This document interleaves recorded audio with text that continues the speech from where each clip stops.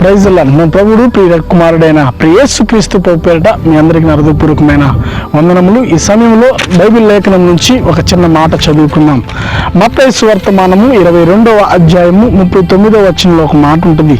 నిన్ను వలె నీ పొరుగు వారిని ప్రేమింపవలెను, రెండో ఆజ్ఞయు దాని వంటిదే. ఈ మాట అర్థం ఏంటంటే, నిన్ను వలె నీ పొరుగు వారిని ప్రేమింపవలెను.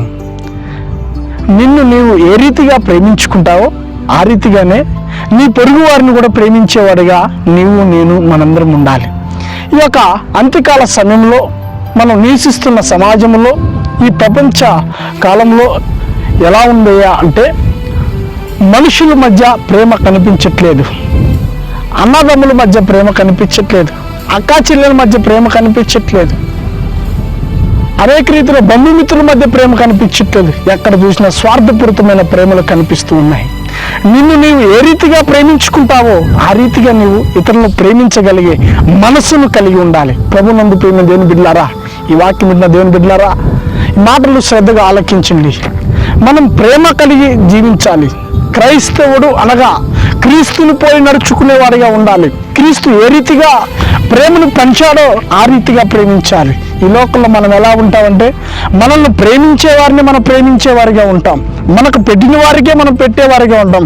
ఆ రీతిగా ఉండకూడదు. యేసు ప్రభు వారిని ఎన్నో దెబ్బలు, ఎన్నో గాయాలు, ఎన్నో మాటలు మొహం మీద ఉమ్మి వేసినప్పటికి కూడా ఆయన, తండ్రి వీడేమి చేస్తున్నారు, వీరు ఎరుగురు కనుక వీరిని క్షమించిరి అని వేడుకున్న ఆ గొప్ప తండ్రి. అటువంటి క్రీస్తు యేసును మనం కలిగిన వారిగా మనం ఉండాలి. ఆయన మనస్సును, ఆయన యొక్క మాట తీరును మనం ధరించుకున్న వారిగా ఉండాలి. అలానే అప్పుడు మనం అలా నడుచుకున్నప్పుడు వీరే నిజమైన క్రైస్తవులుగా, వీరే నిజమైన క్రైస్తవులుగా సమాజం గుర్తించగలరు. మాదిరిని కూడా మనం చూపించేవారిగా ఉండాలి. ఈ లోపల మాదిరి అనగా క్రీస్తు యేసుకు కలిగిన మనసును మీరు ఎప్పుడైతే చూపిస్తారో, మనం ప్రభు వారిని మనలో చూపించినట్టు.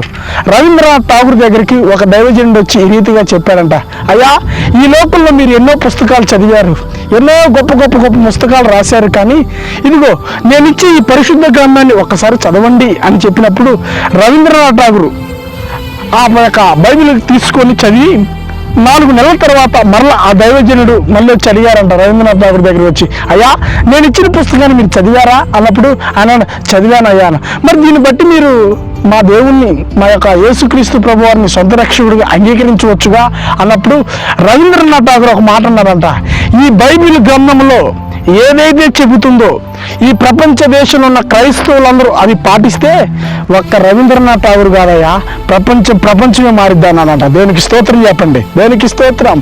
ప్రభునందు ప్రేమ దేవుని బిడ్డలారా, ఎందుకు ఆయన ఈ మాట అన్నాడంటే, నిన్ను వల్ల నీ పొరుగు వారిని ప్రేమించగలిగే మనసు ఈ లోకంలో అనేకులకు లేకుండా పోయింది.